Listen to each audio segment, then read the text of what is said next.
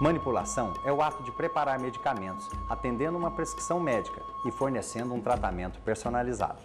Muitas vezes é comum tanto os prescritores, os médicos, quanto os clientes da farmácia perguntarem: mas como eu posso fazer para confiar na farmácia? Como eu posso saber que o medicamento não é farinha? Como já houveram muitos casos no Brasil. Na verdade, a farmácia de manipulação, a base dela é o farmacêutico. Então, tente conhecer sempre o farmacêutico da farmácia a qual você está acostumado a comprar. Converse com ele. Questione de onde está vindo essa matéria-prima, como ele faz o controle de qualidade dentro da farmácia. Por quê? Por legislação, as farmácias de manipulação são obrigadas a ter um controle de qualidade interno, ou seja, um laboratório dentro da sua empresa. E analisar todas as matérias-primas que você compra já de um fornecedor qualificado e certificado.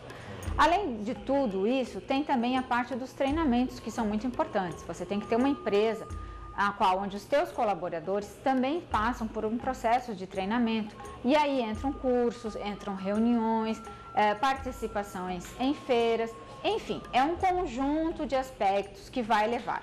Mas aí a pergunta volta: como fazer para saber?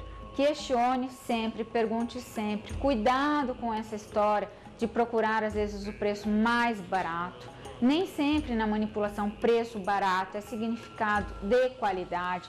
Atenção quanto a isso.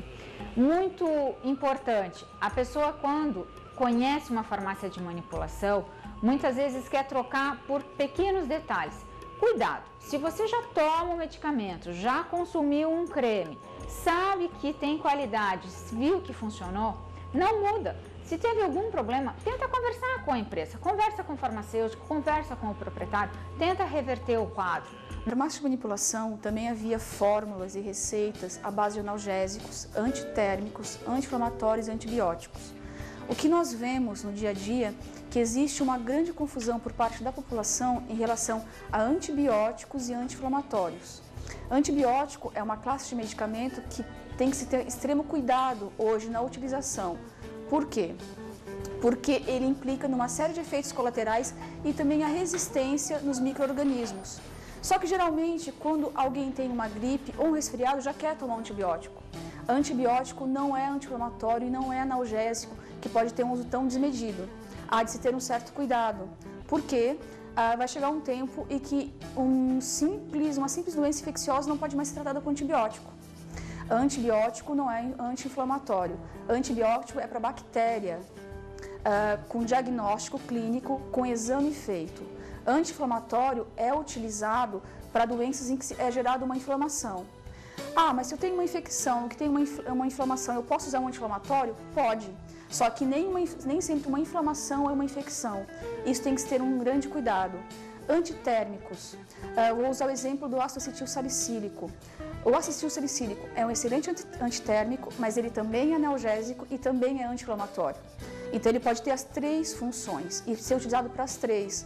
Só que isso não acontece com os outros. Nem sempre um antitérmico também é anti-inflamatório. E o que a gente percebe hoje por parte da população é uma grande confusão. Para cada doença, para cada diagnóstico clínico, há um medicamento correto. Pode ser antibiótico, anti-inflamatório ou analgésicos. A farmácia de manipulação pode estar atendendo a receita médica? Pode. Desde que tenha a prescrição médica, a orientação e também seja uma farmácia que tenha idoneidade como controle de qualidade. O que você encontra numa farmácia de manipulação a nível de medicamento? Medicamento de uso oral, interno, e medicamento de uso externo. Medicamento de uso interno, nós já comentamos as cápsulas das classes terapêuticas citadas.